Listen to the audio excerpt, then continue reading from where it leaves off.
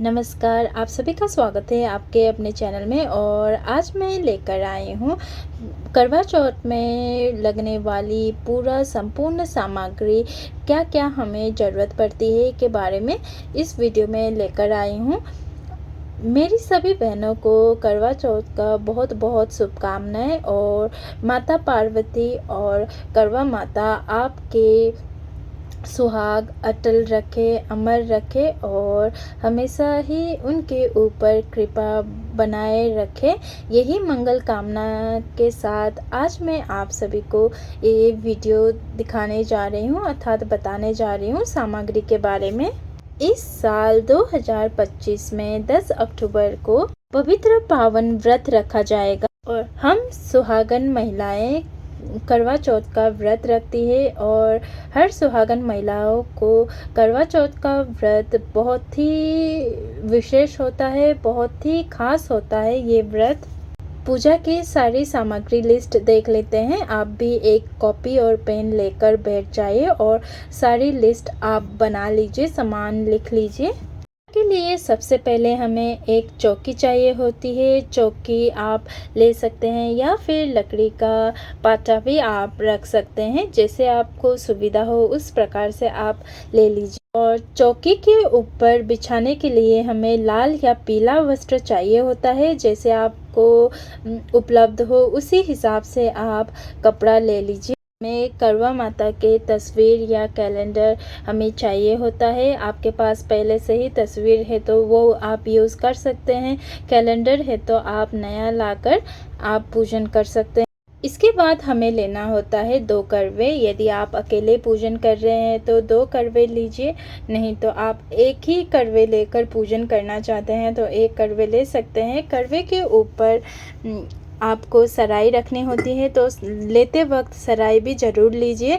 और करवे के साइड में टूटी लगी होती है, उसके अंदर छेद होता है, ऐसे आपको देख कर लेना है। जब भी करवा ले तो ये ध्यान रखें कि कहीं से टूटे ना हो और कहीं से पानी लीक ना कर रहा हो, ये आपको देख कर लेना होता है। यदि आप मिट्टी के करवे ले रहे हैं तो आप सजे करवे भी ले सकते हैं, यानी कि डिज़ाइनर बहुत तरह के आजकल करवे आते हैं वो आप ले सकते हैं, या फिर आप सिंपल करवा भी ले सकते हैं। चाहिए होता है करवा चौथ का जो व्रत कथा होता है वो किताब हमें चाहिए होता है। यदि आप कैलेंडर ले रहे हैं तो कैलेंडर के नीचे भी करवा चौथ का व्रत कथा लिखा होता है, तो आप वो भी पढ़ सकते हैं, नहीं तो आप किताब ले सकते हैं। ऐसे आप किताब ले सकते हैं। इसमें करवा चौथ का व्रत कथा लिखा होता है, अहोई अष्टमी का भी व्रत कथा लिखा होता है, दीपावली और गोवर्धन पूजा की जो संपूर्ण व्रत विधि है, पूजा की विधि, वो सारी इस बुक में लिखी होती है। तो आप ऐसे किताब भी ले सकते हैं या फिर अलग से आप किताब लेकर कथा सुन सकते हैं, पढ़ सकते हैं। करना है, सबसे पहले एक थाली आपको रख लेनी है। इसके ऊपर हम पूजा के जो जितने भी चीज़ें चाहिए होती है वो हम अब रख लेते हैं। सबसे पहले हम रोली लेते हैं, कलावा लेना होता है और गणेश जी को अर्पित करने के लिए जनेऊ एक हमें लेना होता है और माचिस लेना होता है। उसके बाद हम दीपक प्रज्वलित करने के लिए हमें देसी घी का दीपक हमें चाहिए होता है, इसलिए आप घी अलग से ले लीजिए। और दीपक आप मिट्टी का दीपक भी ले सकते हैं या फिर आपके पास हो तो वो आप ले लीजिए। और धूप बत्ती भी हमें चाहिए होता है, एक आपको लेनी है। इसके साथ हमें एक कटोरी अनाज की ज़रूरत पड़ती है, साबुत अनाज की। आप कोई भी अनाज ले सकते हैं, बाजरा उपलब्ध हो तो आप बाजरा लीजिए, गेहूं उपलब्ध हो तो आप गेहूं ले सकते हैं या फिर आप चावल भी ले सकते हैं। मेरे पास मैंने गेहूं लिया है तो 1 कटोरी मैंने गेहूं लिया है, आप भी गेहूं ले सकते हैं यदि आपको मिलता है तो। इसके बाद हमें अक्षत चाहिए होता है पूजन के लिए। हम यदि कलश आप बनाते हैं, कलश रखते हैं, दीप कलश, तो आप कलश के नीचे अष्टदल कमल बनाने के लिए आप अक्षत ले सकते हैं, या फिर आप अष्टदल कमल नहीं बना पाते हैं तो थोड़ा सा अक्षत रखने के लिए चावल आपको लेनी होती है। लंबे लंबे आपको चावल चाहिए, टूटे हो नहीं होना चाहिए, छोटे भी हो तो साबुत चावल आपको चाहिए होता है। कटोरी ले लेंगे। अर्पित करने के लिए हम बतासे ले लेते हैं। आप मीठे में कुछ भी ले सकते हैं भोग में। और जो भी आपने भोग प्रसाद लगाने के लिए मीठा लेकर आए हैं वो आप रख सकते हैं, मिठाइयाँ, या फिर आपने घर में कुछ भी पकवान बनाया है वो आप रख सकते हैं। आप मिठाइयाँ करवे के अंदर भी भर सकते हैं और ड्राई फ्रूट्स भी हमें चाहिए होता है, तो आप ड्राई फ्रूट्स भी ले आइए। साथ ही अब हमें चाहिए 16 श्रृंगार का सामान आप रख सकते हैं माता गौरी माता को अर्पित करने के लिए, और करवा माता को अर्पित करने के लिए आप 7, 5 जितने भी आप रख सकते हैं, या फिर आप 16 श्रृंगार का सामान रख सकते हैं, जैसे मांग टिक्का हुआ, बिंदी हुआ और मेहंदी, चूड़ियाँ, ये चीज़ें आप रख सकते हैं। पुष्प की ज़रूरत पड़ती है। चौथ की तिथि होने के कारण हम गणेश जी को भी फूल और दूब घास अर्पित करते हैं, तो आप अलग से दूब घास लाकर रख सकते हैं, या फिर आपको नहीं मिल पाता तो कोई बात नहीं, फूल नहीं मिल पाता तो कोई बात नहीं, आप वैसे भी पूजन कर सकते हैं। गणेश जी को आप बस जनेऊ और वस्त्र रूपी मूली अर्पित कर कर भी पूजन कर सकते हैं। दक्षिणा रख लेते हैं, जितने आप रखना चाहे उतना आप दक्षिणा रख लीजिए। इसके बाद हमें अब भोग में हम फल अर्पित करते हैं। ऋतु फल जो भी आपको मिलता है, जो भी आपके घर पर है वो आप फल अर्पित कर सकते हैं, रख सकते हैं, जैसे केला, सेब, सीताफल, जो भी आपको मिले वो आप ले लें।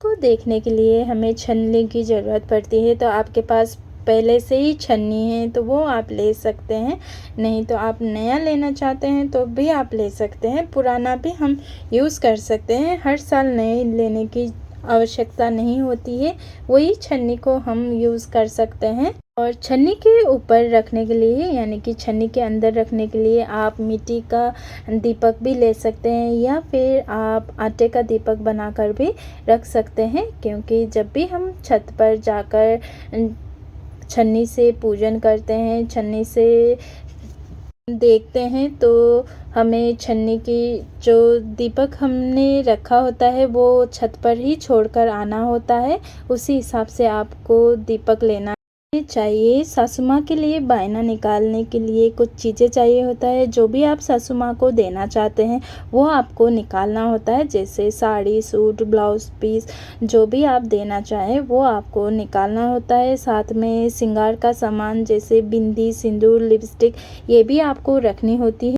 और दक्षिणा आपको अवश्य ही रखना है, जितने आपके सामर्थ्य हो उतने आपको रखना है दक्षिणा।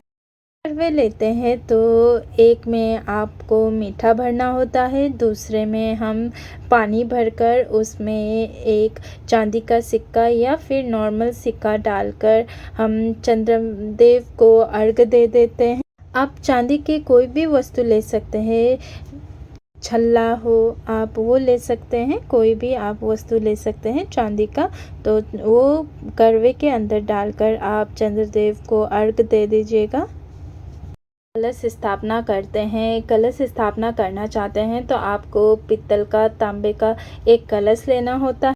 बाद हमें कलश के ऊपर लगाने के लिए पंच पल्लव चाहिए होता है। आप आम का पत्ता ले सकते हैं या फिर अशोक के पत्ते आप ले सकते हैं, तो पान के पत्ते भी लगा सकते हैं, तो आप 5 पान के पत्ते भी आप ले सकते हैं कलश के ऊपर लगाने के लिए।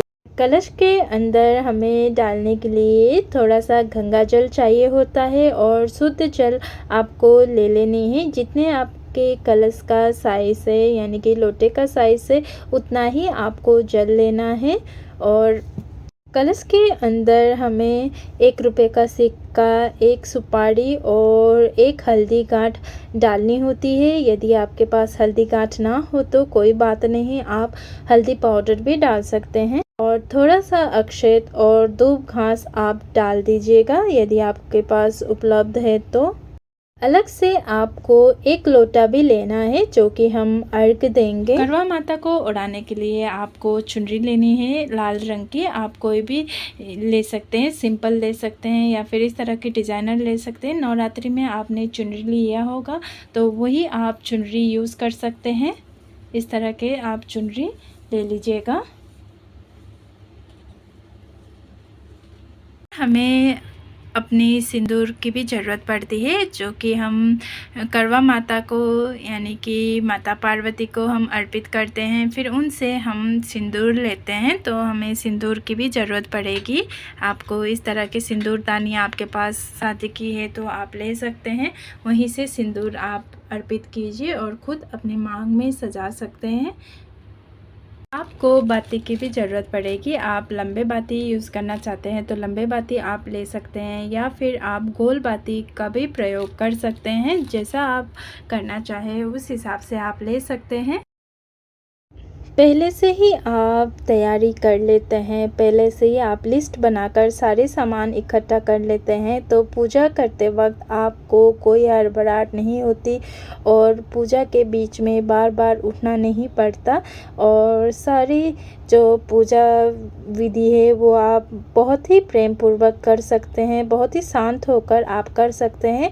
कोई हड़बड़ाहट नहीं होती, कोई जल्दबाजी नहीं होता, कोई सामान नहीं छूटता।